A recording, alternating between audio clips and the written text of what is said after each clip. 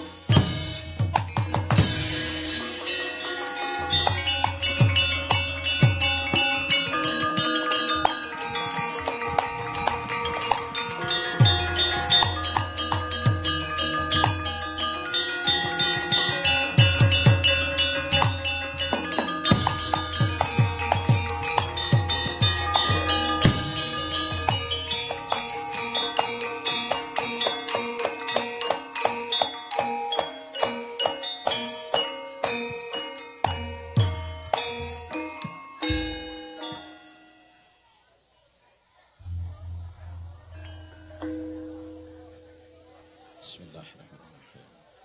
Allahumma sholli ala Muhammad wa ala ali Muhammad.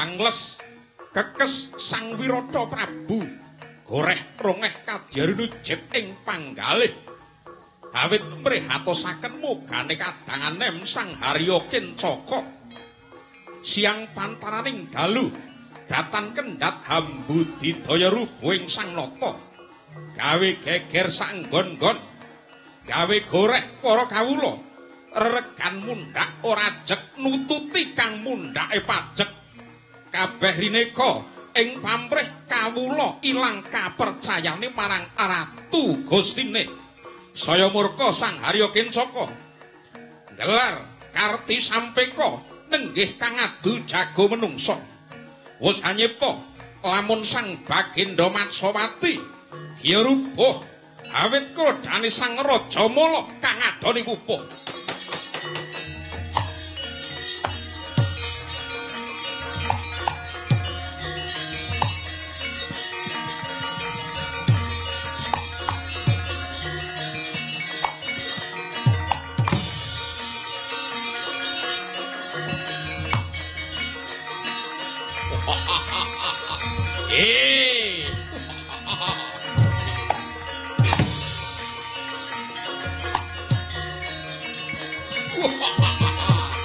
Yeah.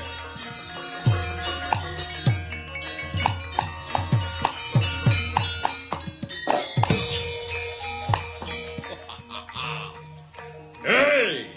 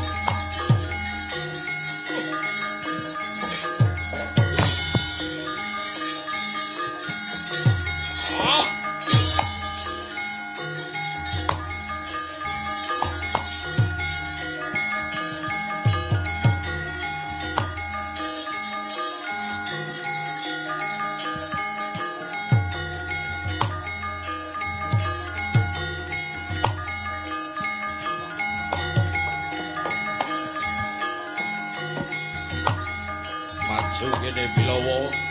Yo.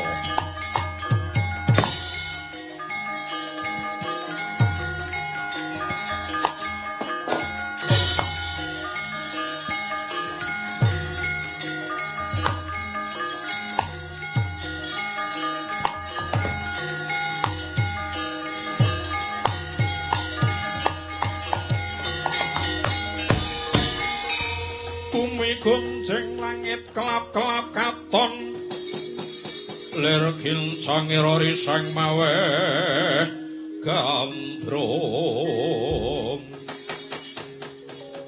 sabarang katulu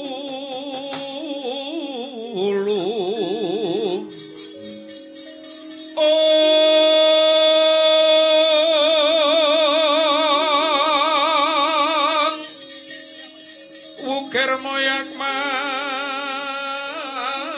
mayek saking tias Baliwon lumare sang gandrung dohari Sumitra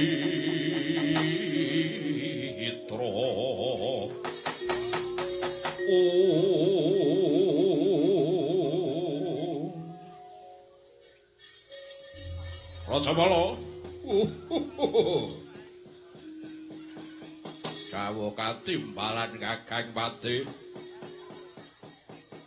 wektune wis tinampu wancine wis prayoga kenteng kawat blabar waja janget jinencang ing madaning alun-alun gedhe negara Wirata sawangen kae para kawula negara Wirata wis kebak bebasantan kena piniyak akehe wong kang padha nonton. Jawala. Very good. Kowe wedi ora? Sak glugut pinara sastra mboten wonten ceceking ngaraos kula nginggrim babagan menika Kakang Pati. Yo, bagus. Seto. Wonten timbalan ingkang adhawuh. Paman Kincaka Jago Kanoman wis tak kopoi wis tak bondong dina iki tak kanthi munggahing kenteng kawat blabar waja janget jinencang Jago kasepuan ndi seto ingkang wonten wingking kula menika paman lho bocah saka ngendi kuwi kepareng undangku piyambak. Wong gagah gedhe dhuwur jenggureng. Rambutmu mok udal-mudal madul kowe kang wani dadi jago kasepuan. Iya. Loh, ora basa marang aku. Anane aku ora basa ya mergo kowe ora basa. Lah dalah lumo kesosor pasane parat. Sopo jenengmu? Aku Balawa. Kaweanmu, kowe prajurit saka ngendi? Balawa kuwi dudu prajurit. Nanging pakaryanku saben dinane dadi jagal. Ngewangi bapakku Ki Welakas ya jagal Welakas. Lho. Kowe kuwi jagal kok munggah kenteng kawat blabar Wijaya iki. Ora nggawi pernataning keprajuritan kowe. Mbah ora idep. Sinurung tresnaku marang bangsaku lan negaraku Wirata. Kang dina iki babasana kang kepengin ngukak-ukak saka Guru Ngerok.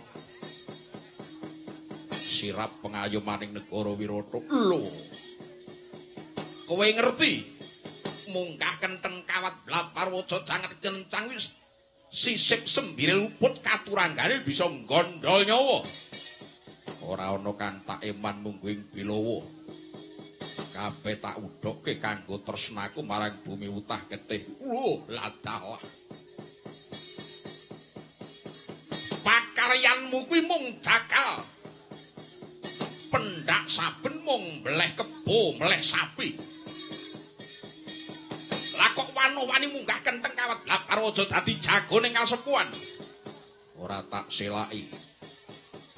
Esuk pakaryanku mleh sapi, sore pakaryanku mleh kebo. yen menggah kentheng kawat Blabarwaja yen to perlu beleh kowe aku ya ora wedi. Wah, dalah kemarat. Gedhe atine jagomu seta. Ninggih kados mekaten kawontenanipun Paman Kincaka. Ya. Yen kaya mengkono, ayo botohe medhun saka glanggang kawat. Jagone diaparake.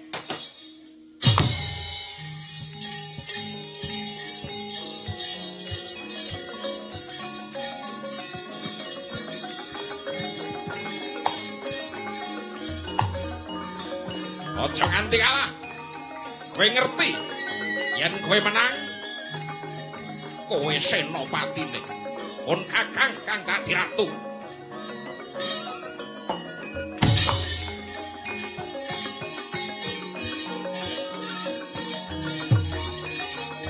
Bilawa aku titip nasibe negara Wirata, nasibe Rama Prabu, lan nasibe para kawula Wirata. Yo, aja kaya rembug Tunggura.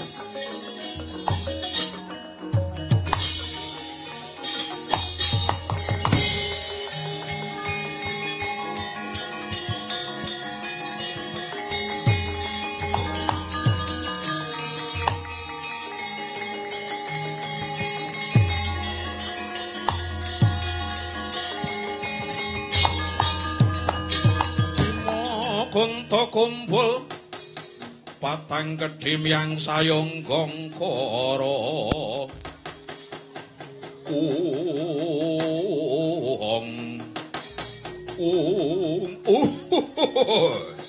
Bilawa kowe. Iya, yen ora sisip kowe Rajamala. Ya dasar kepara nyata. Bilawa. Ana waran. Kena tak kandhani kowe mundhuna saka pepanggongan iki. Kentheng kawat Blabarwaja janget cirencang kuwi papane para luhur adu katiasan. Mamerke karosan, mamerke kadigdayan sedeng kowe kuwi mung trima. Wong cilik ongklang-klik pemasan gedhi bal 29 gaweanmu mung dadi jagal. Tresna marang negara, dharma marang bangsa kuwi ora ngemongake para luhur, para satriya, para raja nerpati. Nanging sok sapa wae kang rumangsa dikawulake dening ratu Gustine Kena duweni rasa tresna kepara malah wajib labuh marang negarane. Wah, mulang marang aku. Bilawa. Kowe tak kandhani ya. Kowe tak kandhani. Iki mengko bakal ana prastawa gedhe kang sisip sembire luput kadurangane. Rupuh kalungguhane Kakang Prabu Matswapati. Yen to rupuh kalungguhane Kakang Prabu Matswapati sing dadi ratu Kakang Kincaka. Aku senopatine kowe manuta ya. Ora perlu tanding kowe ethok-ethok ngalah. Kowe ethok-ethok ngalah. Mengko tak usulake marang Kakang Kincaka. Kowe ben diangkat dadi tumenggung saora-orane dadi bupati. Lethek bebudenmu Rajamala.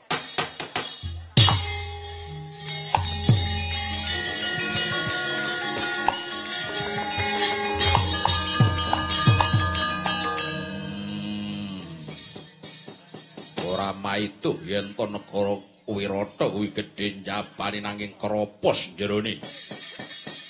Nyatane akeh punggawa negara kang pakardine kaya Durjana. Mung upaya klimis sing lambe blendhuk ing wetenge dhewe. Lho. Sukal rembugmu. Iya. Wis tak antepi tak wujuti. Bilawa jagoning kasepuhan Wirata. Yen to pancen Rajamala ngingkrim marang aku, kowe wae mudhuna aku sing dianggep menang, kasepuhan sing menang. Walah. Timun mungsuh duren kowe. timune kowe. Durene aku, Mas. Durene aku tak glundungi memet biatangmu. Timun mungsuh duren witimune kowe. Lan durene Pratasena. Tegese sandung sikile Pratasena, sandung sikile Jagal Bilawa. Yen to nganti Raja Malara dadi patang tak guroni 20 taun. Weh, ladalah. Yo, diteter.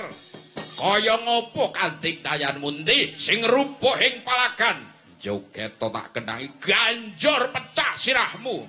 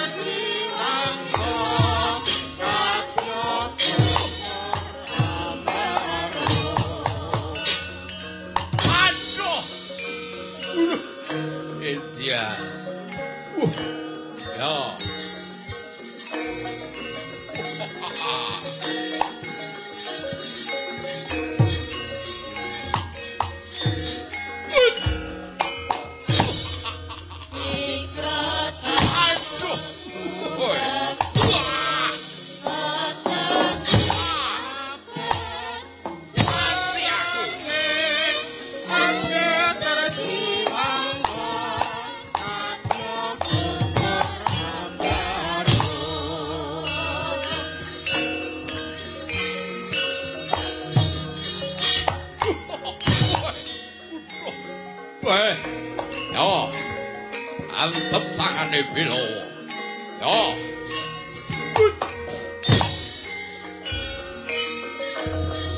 Sikra jancuk kumrekut sinapet sane. Ayo. Coba geleng jamu. Ayo.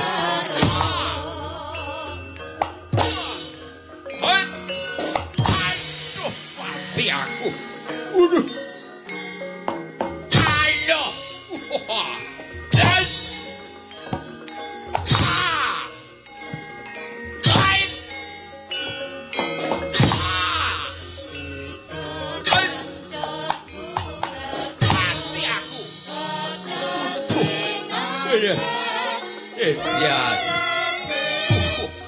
Menungso apa robot iki tangane antepe kok ngene.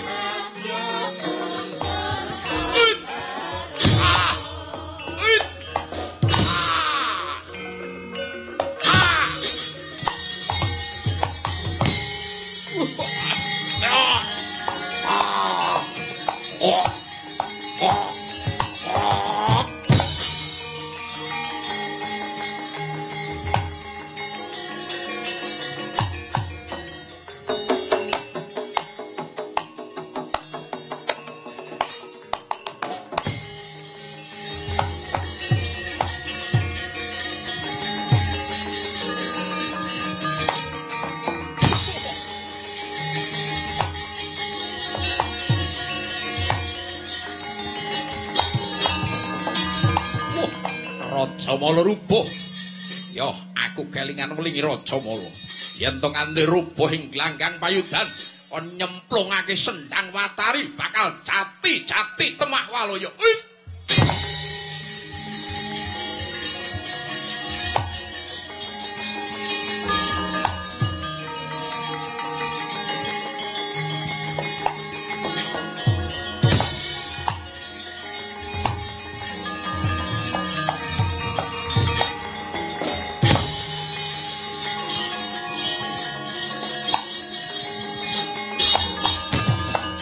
Jinemplungake jasating Sang Rajamala ing madyaning sendang watari.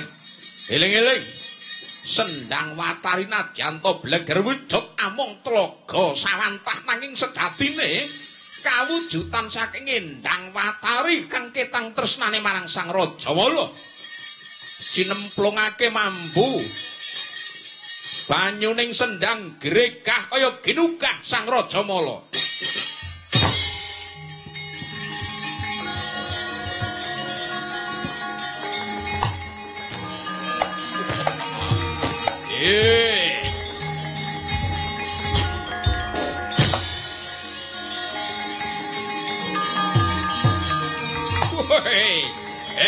Aja layu Rajamala kok mati apa?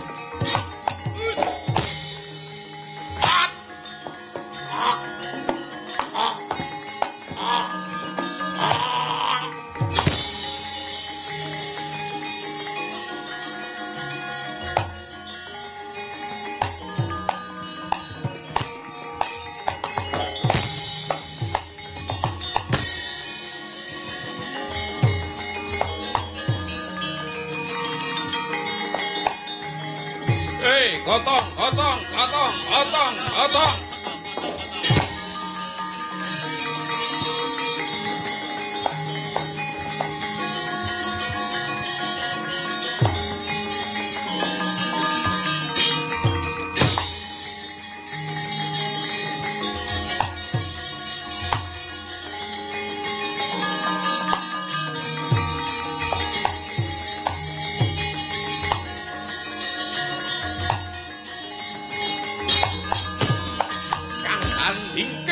Selaning kang nonton nenggih Sang Kendhi Wratnala dahat kawat arsa mulat kridaning Sang Jaka Bilawa inggih Sang Jagal Bilawa ing semuradi kejeron tangguh awit digdayaning Sang Rajamala pendak kapejan cinemplungake sendang watari gregah kaya winungu ya mesti kanang Kyai Bramastra. Bramastra tegese Brahma Warastra panah paringing Sang Hyang Brahma dayaning ngudaya panas. Jumepret kaya kilat nenggih Kang Pusaka Kyai Bramastra. Lumarap ing madyaning nenggih Sendang Watari kaya kinebur isining banyu. Raja Mala cinemplungake mbledhok ajur dadi awu.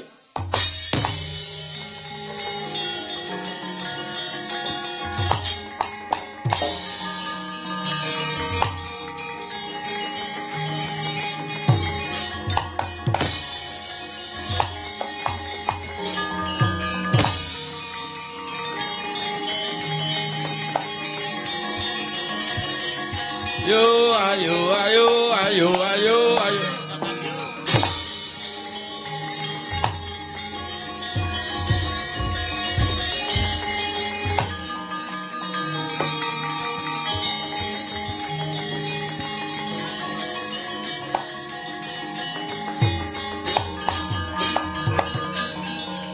Aduh adikku mati.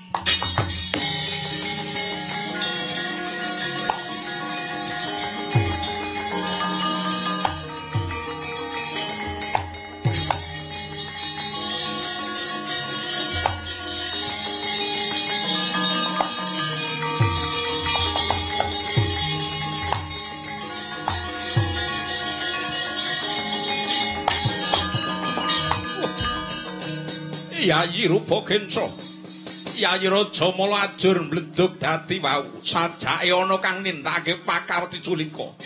Waduh lajeng kados pundi Kang Mas? Jagone kalah. Jagone kalah, botohe sing maju. Ilo, ilo.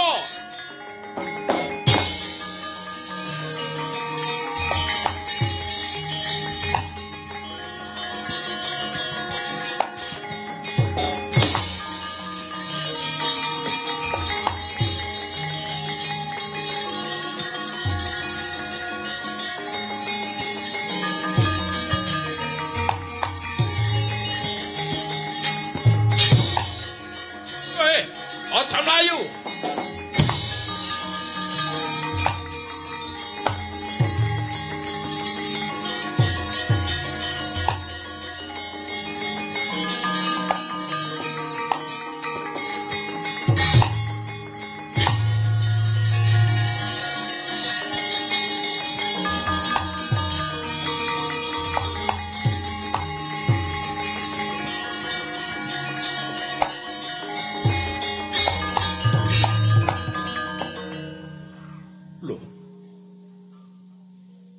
Niken Salindri. Salindri to kowe? Kowe sing pirang dina kepungkur teka nyang Kadipaten dikongkon anakku Siutari ngeterake wujuding kinang genep sak pengadeg. Klecem nalika semana kowe mesem karo nembang ketaman asmara. Kaya dinodhok rasane atiku. Salindri, wonten dawuh Sang Pate wis sawetara suwe. Yektine wis sawetara suwe nggonku gandrung-gandrung kapirangu marang citrane si Salindri. Esemulir pait padu Salindri. Lindri-lindri nyawang netramu.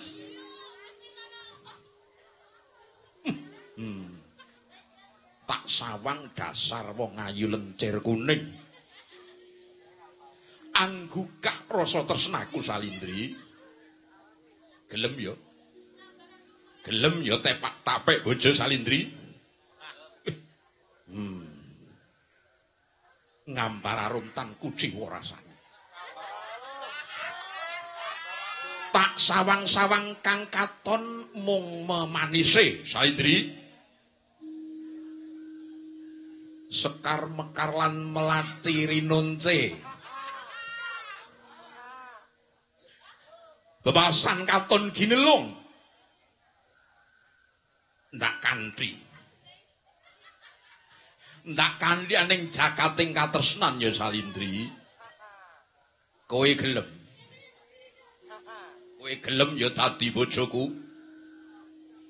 Kowe gelem Salindri. Yektosipun kula menika purun sang patih jernyatanipun paduka menika rinten pantaraning dalu namung dados ayang-ayang jroning manah kula. Sajake gayung bersambut iki. Yen ngono kowe gelem dadi bojoku? Kula purun. Nanging kula menika ajrih kalian garwa kula. Lho. Kowe wis duwe bojo. Nek upama tak gawa mlayu ngono piye? Mboten kula menika ajrih kalian garwa kula. Yen to kowe wedi karo bojomu, ya tak goleki lenane, tak patenane bojomu.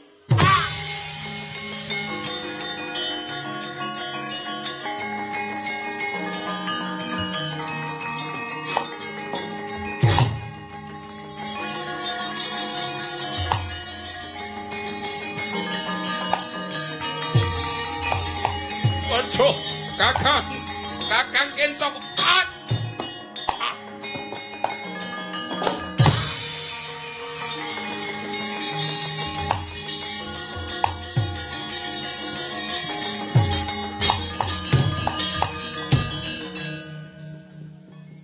Pungkawaning praja pakartine kaya Durjana ngumbar karep nglangkati kesenengan. Ayo kencaka rupa kenca bangka sapa sing melani?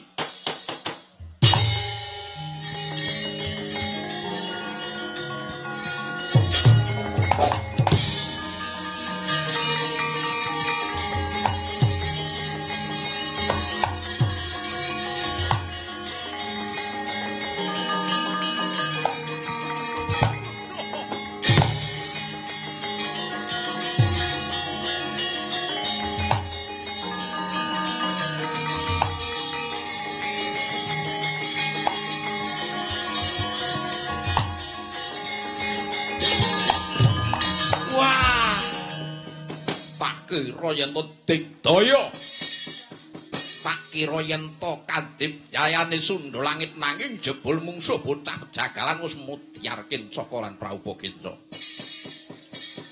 Mongko Rajamala ya wis mati.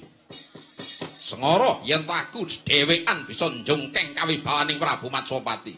Matur nyang negara Ngastina.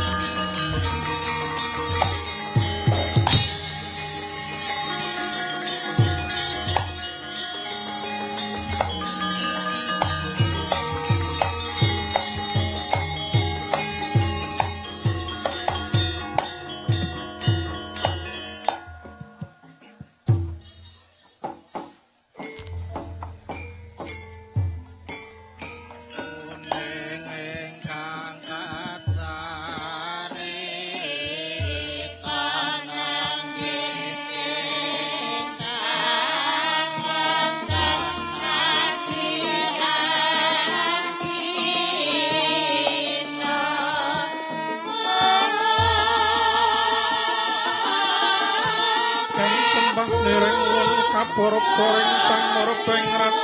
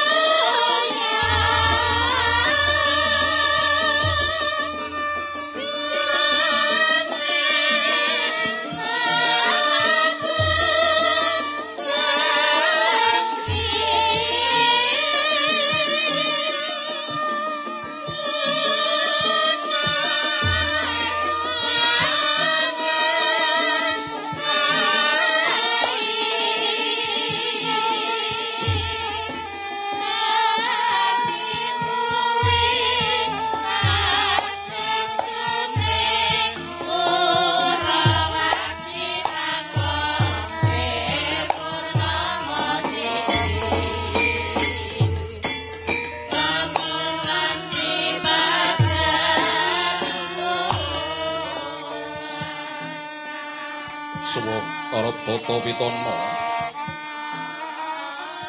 miyak sepining swasana srana ngak luhuring budaya sinartan habedah lungiting kagungan yekti ing kono ana parwa peranganing carita saking Serat Mahabharata hanenggih punika jagating wayang Purwa ingkang ugi sinebat Ringgit Purwa Hanyarkara nyarenging Purwaratri sinengkalan luhuring kagunan kunjuk tring Gusti ketingal gumelar minangka Purwa kanenggih gumelaring negaring Astina Hastinapura Gajahaya liman benawi inggih Guru Janggala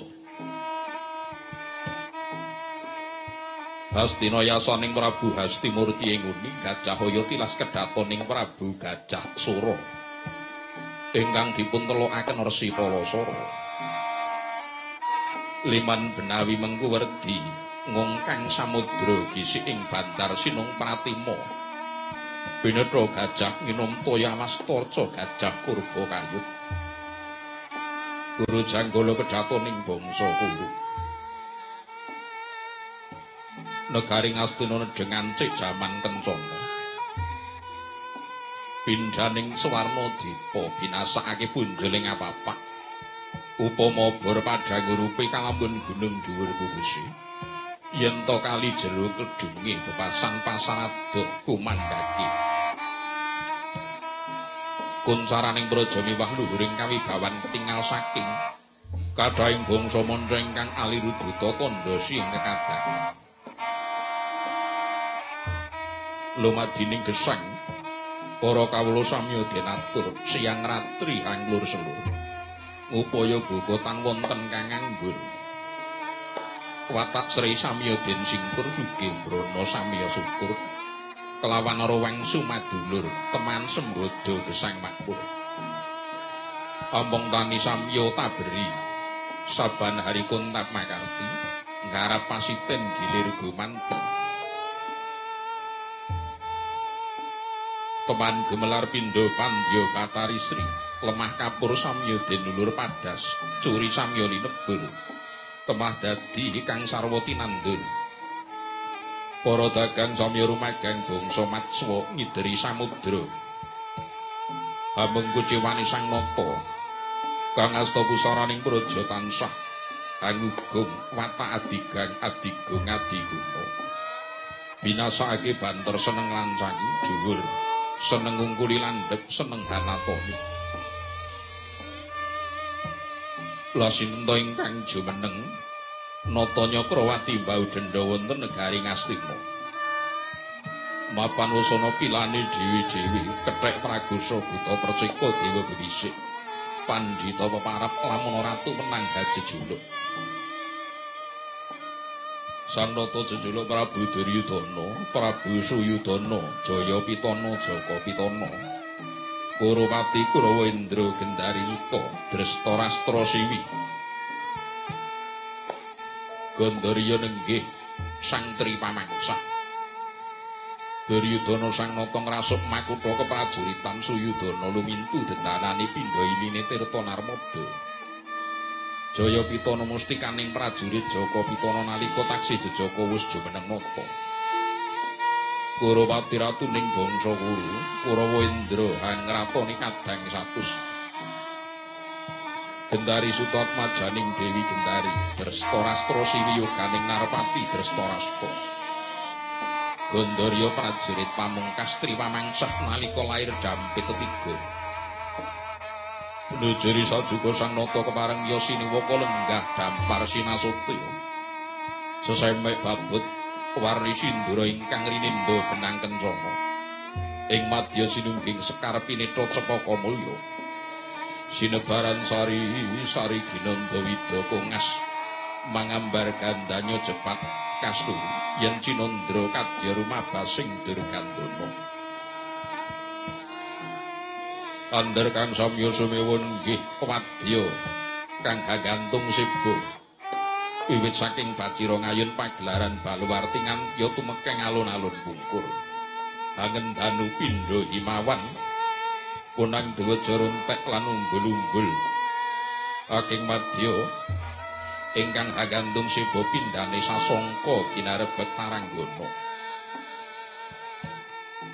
lasinten kang kepareng nyaket denira mangarsa hanenggih kengeyanging Talkanda Maharsi Bisma sarimbit Pandhita Sukalima Dayuwang Drona ya Resi Kumbayana sumambung pasibanira kadang Sinara Wedinarpati nganggo Basukarna tan kantun pasibanira Warangkana Tarkyana Patih Harya Sangguni sidhem jroning pananggilan sedaya ngrantu dawing Sang Nata dupi wis kapiyarsa swantening mriyem Kyai Pecat nyawa imbal kaping 3 Prabu Duryudana Gya paring dawuh mangkono wijiling sabda Sang Nata kang dereng kawiyosing lisan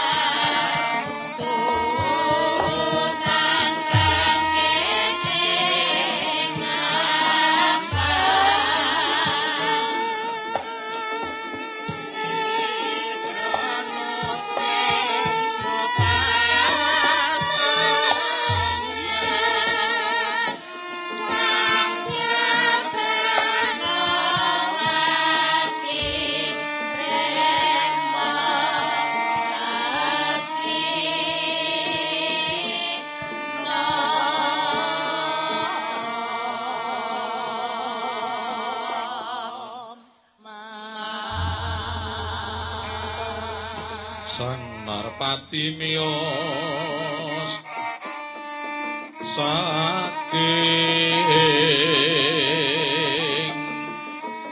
puri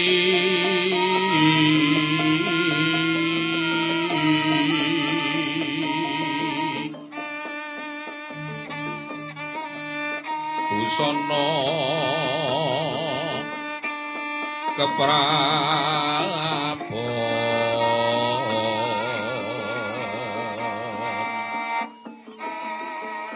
Sang Narpati miyos saking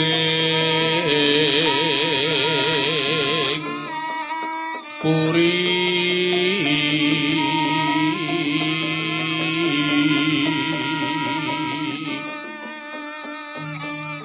busana keprabon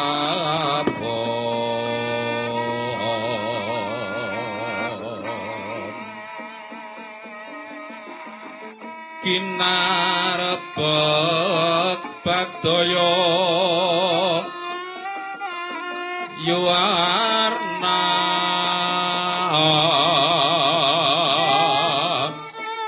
nira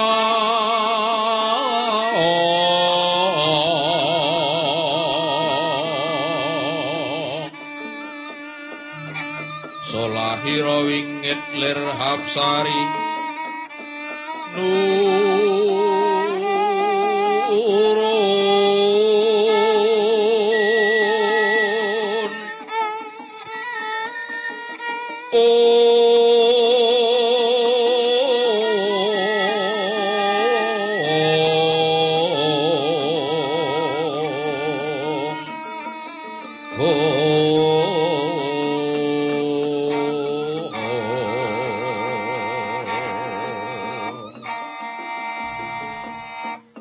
lir hapsari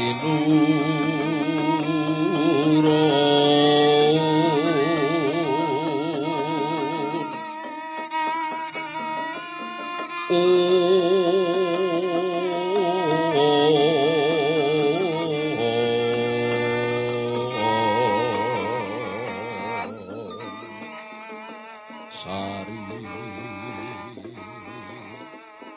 sari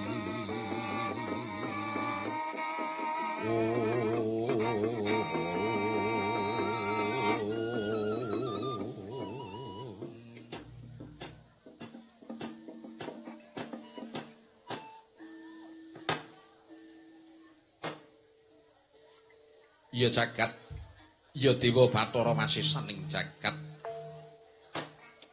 wayah jagat pangestu ngoro Yayi Druna Wonten timbalan ingkang ngadhawuh Kakang Penemban.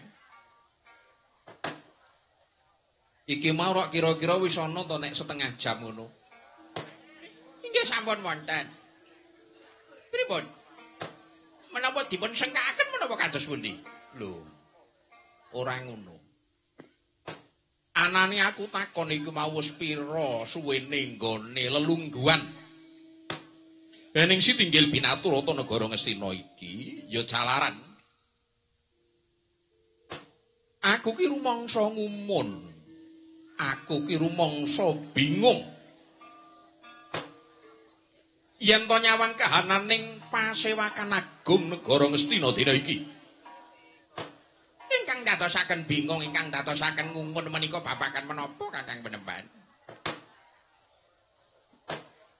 jamak lumrahe ratu kang siniwaka kuwi ratu kang siniwaka kuwi atine kudune seneng atine kudune bombong ya jer nyatane bawasan sinungga sagunging pakurmatan coba sawangen wiwit palenggahan dedaharan nganti unjukan kabeh sarwa rukmi kepara malah paidon wae kahanane kawujudan saka kayu jati ukir sinepuh ganjane kanthi maslaka hergeni muruk Paidon menika menapa Kakang Penemban?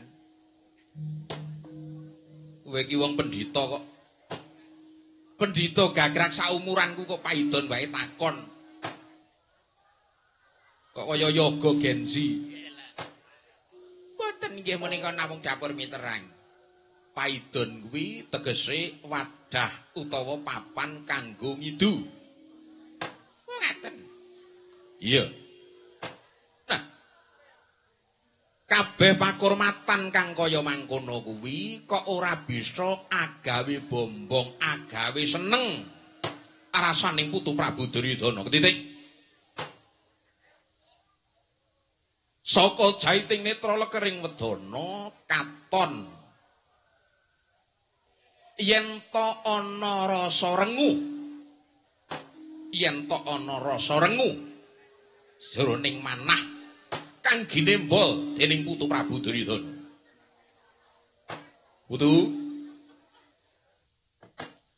ana wewangson kang wis nyebutake ratu kang siniwaka kuwi kudu bisa gawe tentrem.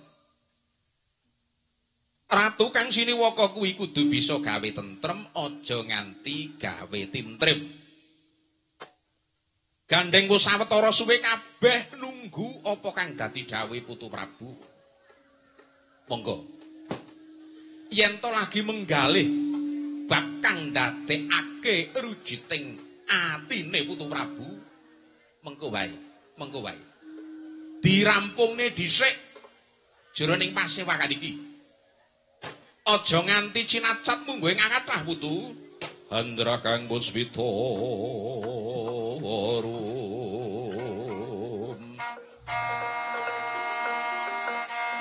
kaseliring samirana mre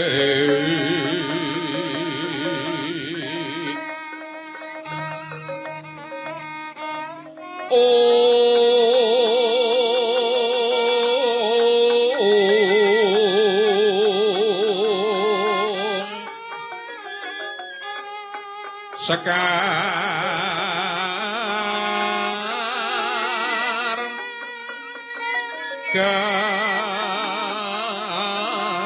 kadung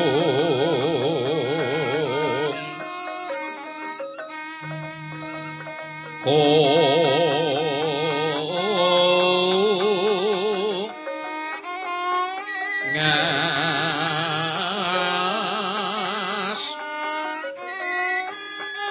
gandanyo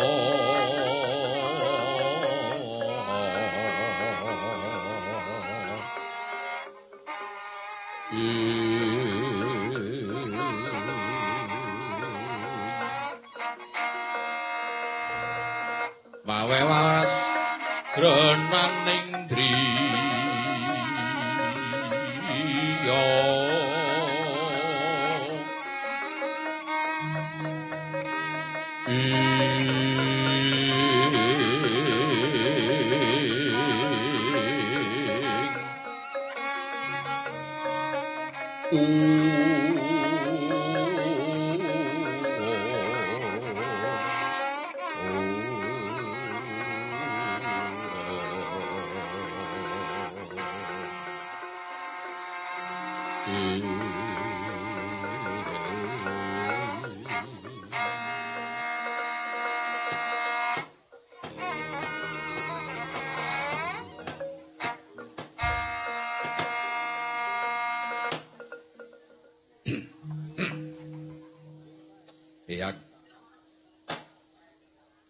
kaluhuran ingkang sampun kadhawuhaken Kanjeng Hyang ing Talkondo. Lugunipun ing kalegan mangke kang wayah ing Ngastina pancen nembe nandhang prihatos ingkang ndatosaken prihatos jroning manahku. Boten wonten sanes kejawi namung kadang kula Parata Pandhawa ingkang kalenggahan mangke sampun tumekeng sirna dumugi pralaya. Lho. Kosik. Putu Prabu paring dawuh kang dadekake susahing atimu, ora ana liya kejaba amung kadangmu Pandhawa kang wis dina iki wis tumekeng pati. Ngono Putu. Kaluhurane Yang. Kosik sik. Ana rong perkara kang kudu tak tanjihake. Bab menapa ya? Sepisan. Sira Putu Prabu ngandhakake yen to Pandhawa mati dadi susah, mongko jagat kuwi wis keberbeken. Kaya ngapa nggonmu mbudidaya ngarah patining adi-adimu Pandhawa? Kepiye marambah makaping nggonmu gawe karti sampeka piye amrih patine adi-adimu Pandhawa? Lah uteke iki ya menungso iki. Wong kula mboten napa-napa kok ndak malah dituding lho. Ora apa-apa iki rak kandhamu. Jagat ki wis nekseni kaya ngapa Juli ki Patih Sengkuni. Anggih ampun. Wong dicubriyani ora dadi penyakit kowe kok. Patih. Kok aja grenyengan ngono iki lagi ana rembug wigati lho. Iki bab penting iki bab mos. Kakang Pandhita ing Talkanda ki paring dawuh kaya ngono kok malah kepenak wae nggonmu ngentahi. Nek ora dintahi ki njur arep ngopo? Ah wong Sengkuni iki ya wis ngene iki kok. Kosik. Menengo Sengkuni menengo. Sepisan aku nggumun pagenea kok sira Putu Prabu susah yen to Pandhawa mati mongko.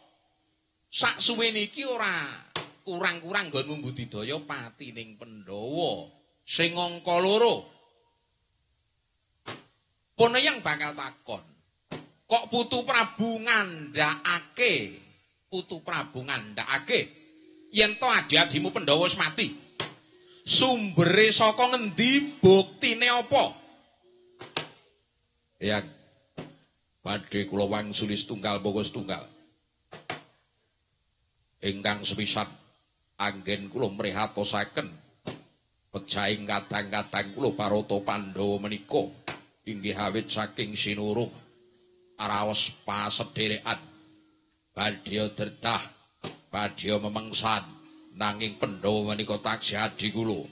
Pandhawa menika taksih kulit daging kula pribadi. Pramila ana unen-unen tega larane ora bakal tega matine. Bagus. Poneyang ngacungi jempol marang apa kang dadi aturi anak Putu Prabu Duryudana.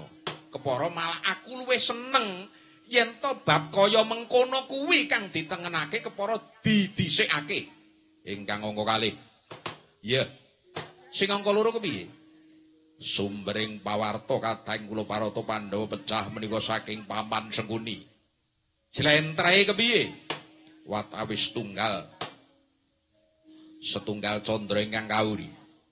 Adi kula Barata Pandhawa menika pecah ingkang dados bukti nalika Paman Harya ngayam wana manjing madyaning wana kamyaka ing tepis wiringing Tlaga Dwita manggihaken jerangkong utawi bebalunging tiyang cacah 6. Nalika Sengkuni ngayam wana manjing alas kamyaka nemokake bebalungan. Bebalungan menika menapa Kakang Penemban? Nek cara saiki tulang belulang. Mung kari balung cacahe 6. Ngono Sengkuni. Nuwun inggih Sang Penemban. Kok kowe bisa mesthekake yen to kuwi Barata Pandhawa? Inggih Pandhawa menika cacahipun gangsal. Dene ingkang setunggal menika Dewi Drupadi ingkang ugi nderek nglampahi hukum buwang. Ya. Kuwi kang dadi pawadan Sengkuni Duryudana mesthekake yen to Pandhawa sekeng pati. Nuwun inggih Sang Penemban, kowe kurang teliti Sengkuni. Kowe kurang teliti sepisan. Mau ngarep kowe ngandhakake yen to kira-kira sesasi kepungkur Pandhawa kuwi mati. Wong yen lagi mati sesasi kepungkur kuwi kang ana ing kono ora mung balung wae. Ora mung balung wae nanging sisa-sisaning daging sarira. Ora ketang wis dirubung gegremetan mestine isih ana. Sepisan. Kuwi kang sepisan. Kang angka 2. Yen to pancen kuwi Pandhawa kang mati kudune bebalungan utawa jerangkong kang ana kono cacahe ora 6. Kok mboten 6 menika pinten? Lajeng pinten? Cacahe kudune 10. Lho, Pandhawa gangsal Drupadi setunggal kok 5 ditambah 1 ki wiwit Amerika tekan Rusia ya 6. Kowe iki bodho ning macakmu pinter. Sengkuni. Wiwit biyen mula Pandhawa linairake weruh padanging hawa nganti wis remaja teman babat negara nganti umur kadiwasan kaya ngene ora tau pisah kelawan wulu cumbu negara Ngamarta Kyai Lurah Semar lan anak-anake. Mula yen to pancen kuwi Pandhawa sing mati kudune jrangkong kang ana kono kuwi cacahe 6 sing 5 Pandhawa sing 1 Drupadi lan sing 1 sing 4 kudune Semar lan Gareng Petruk ora kaya uga Bagong katut mati mula kabeh aturmu kuwi tak anggep ngayawara matur kang ngandharangen ndukur ora ana guna paedahe tak tetepake aku ora percaya yen to Pandhawa wis mati kagiat risang kapirangu rinangkul ginempet gempet dosang retnaning bawana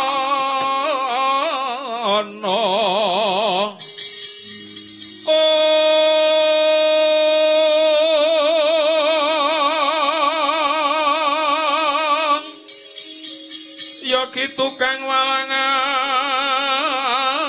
hati yogi tukang nesing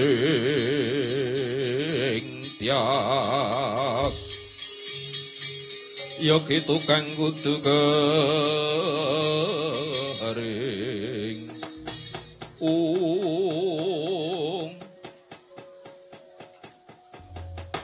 dereng sawetawis dangun dene rimbal pangandikan para wong agung ing Sitinggil Binaturata negari Ngastina. Bebasan nginango dereng abang keca dereng asat kesaru gemetring Jawi. Miyak kang samya seba praptaning Nalendra Trigarta Prabu Susarma demrojok tanpa larapan. Kumosonya pratangga Windu wiyatamu namun lirku mampang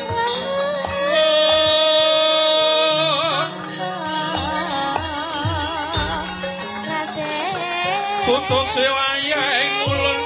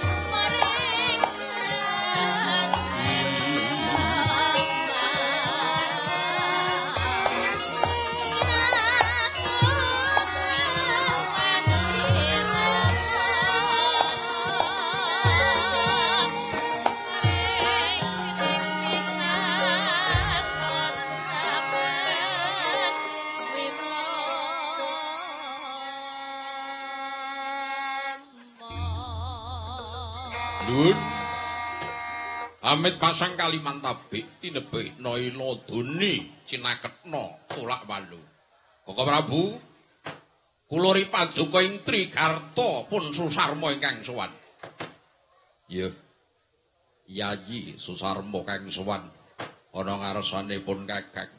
Padha kanthi karajan Yayi Prabu Pratamu dina iki. Nggih. Koko Prabu awit berkah pangestu paduka Kanjeng Koko Prabu Duryudana. Araharja lampah kula boten langkung pangabekti kula mugi kunjuk Koko Prabu.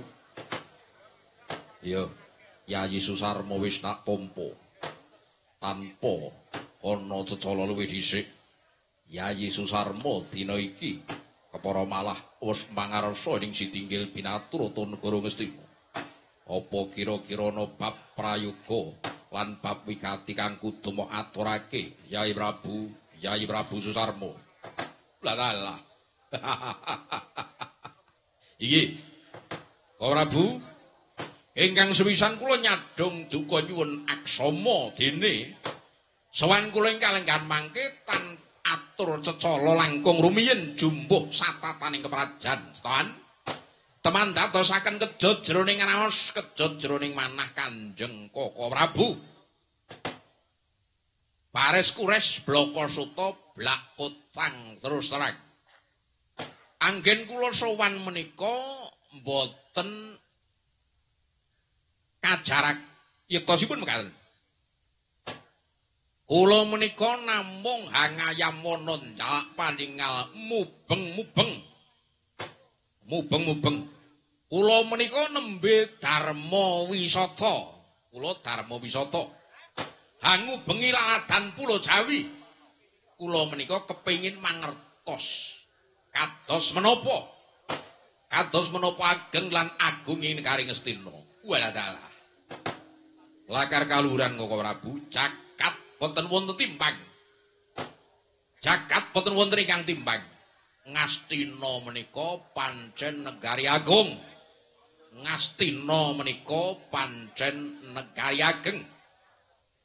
negari ingkang wonten kanan kiring negari Ngastina menika wiyaripun menika rata-rata namung seprapating negari Ngastina. Ageng-agengipun namung sepalih. Pramila agung lan agenging negari Ngastina kula saged mesthekaken tanpa timbang ing lumahing jagat sakur ping langit menika. Oh Prabu namung emanipun negari Ngastina ingkang agung tur inggih ageng wiyar tebaning jajan sunggih Bandaraja Branawicis mekaten menika kok namung kalah sorot Sor Prabawa kalawan negari alit ingkang mapan wonten sak kidulipun negari Ngastina.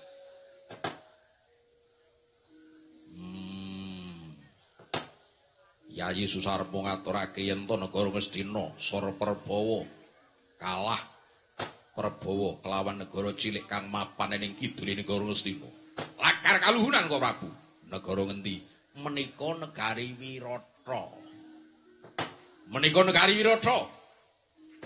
Negari ingkang agengipun namung sak prateloning negari Ngastina nanging panggene soroting negari Wirata menika bebasan ngebaki jagat. Keh Raja Nerpati kang sumuyut tumungkul hangkratu dumateng Bagendra Raja Matswapati. Mongko Prabu Matswapati menika sampun ratu ingkang sepuh, ratu sing tuwek engkek tur elek. Kalah bagus, kalah gagah, kalah sembodo kalian paduka Kanjeng Koko Prabu. Banjur prayogane kepriye Yayi? Koko Prabu, kula atur pamrayogi. Yen to Koko Prabu Duryudana menika kepengin langkung ageng, langkung misuwur, langkung kuncara, ketawantun blengket negari Wirata. Sampun ngantos saya dangu soroting negari Ngastina saya surem katandhingaken kelawan soroting negari Wirata. Lan malih yen to Koko Prabu menika purun lan kasdo mbedhah blengket negari Wirata. Kula ugi mboten hamang kwasta. Kula badhe nderek-nderek nyengguyung Koko Prabu ingkang gebak negari Wirata saking sisih ler. Wondere kula ingkang badhe ngrampit negari Wirata saking sisih kidul Koko Prabu.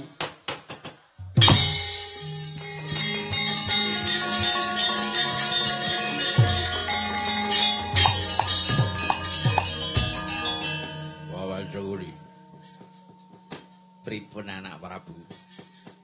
Ature Yayi Prabu Trikarto iki kepengin blengket negara Wirata iki. Iki toke kathuk apa pathuk? Inggih kula namung sarujuk. Yekta ingkang pun aturaken Alendra Trigarta menika leres anak Prabu.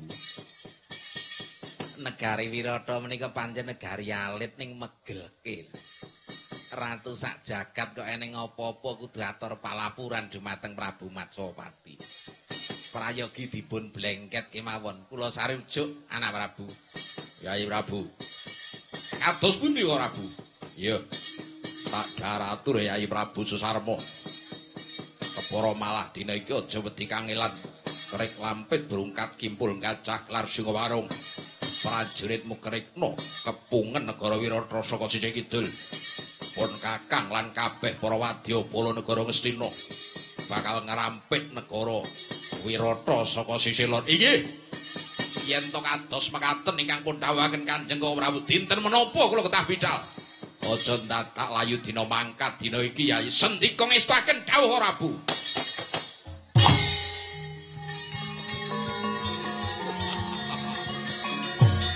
Nyuwun pangestu. Nyuwun pangestu Prabu. Lungset tak bakal banyu milih pangestuku sembata lakumu.